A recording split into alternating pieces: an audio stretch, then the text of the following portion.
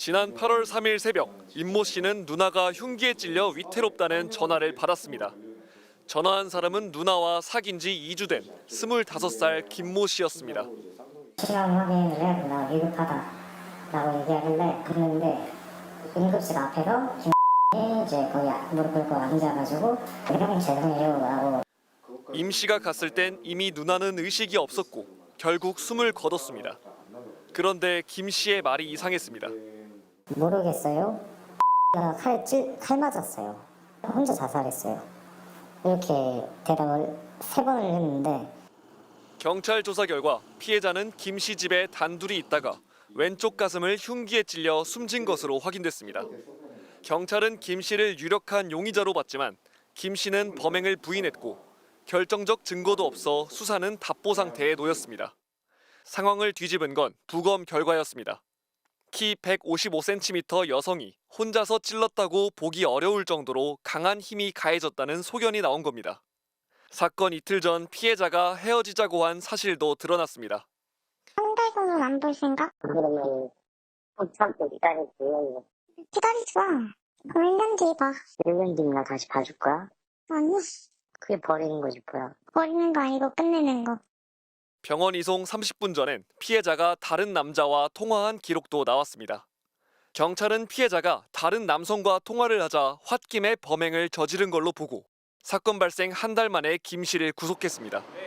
오늘 열린 재판에서 김 씨는 피해자가 다른 남성과 술을 마시면 패고 싶다고 말했다는 진술이 나왔습니다. 하는 모습을 많이 봤다고 했잖아요. 싸웠을 때 막 부정적으로 말을 하는데 그러니까 만나지 말라고 했 하지만 김 씨는 피해자가 스스로 찔렀다는 주장을 굽히지 않고 있습니다. 우울하거나 그런 부분들을 본 적은 없습니다. 제가 힘들어할 때도 그런 생각하지 마라. 검찰은 다음 달 10일 열리는 재판에서 중형을 요청할 것으로 보입니다. MBC 뉴스 조건입니다.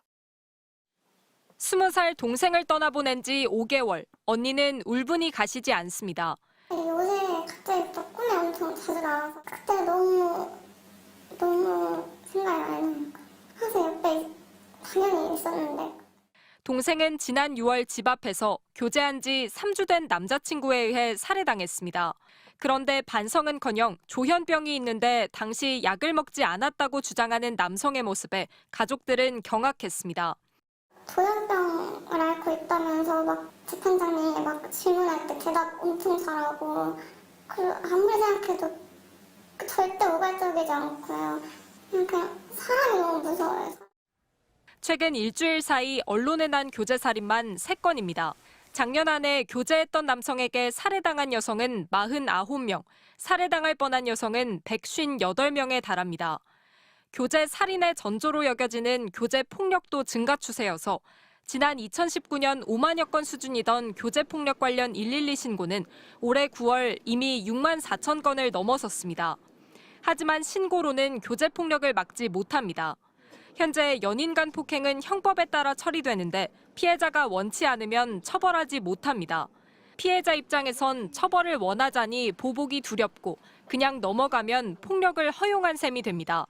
친밀성에 기반한 폭력은 피해자의 많은 정보를 가해자가 알고 있기 때문에 피해자가 두려움 속에서 그 고소를 철회하는 경우, 신고 자체를 꺼리는 경우가 대단히 많은 거죠. 21대 국회에서 교제폭력을 별도 처벌하는 규정을 만들자는 법안이 발의됐지만 제대로 된 논의 없이 폐기됐습니다. 어떤 시점부터 또 어떤 관계까지를 교제한 거라고 볼지 기준을 정하기 어려워 혼란을 초래할 수 있다는 이유였습니다. 하지만 해외에선 이미 관계 유형이나 주변 의견 등을 종합적으로 고려해 교제 관계를 정의하고 있어 사법 편의적 관점이란 비판이 나옵니다. MBC 뉴스 송재원입니다.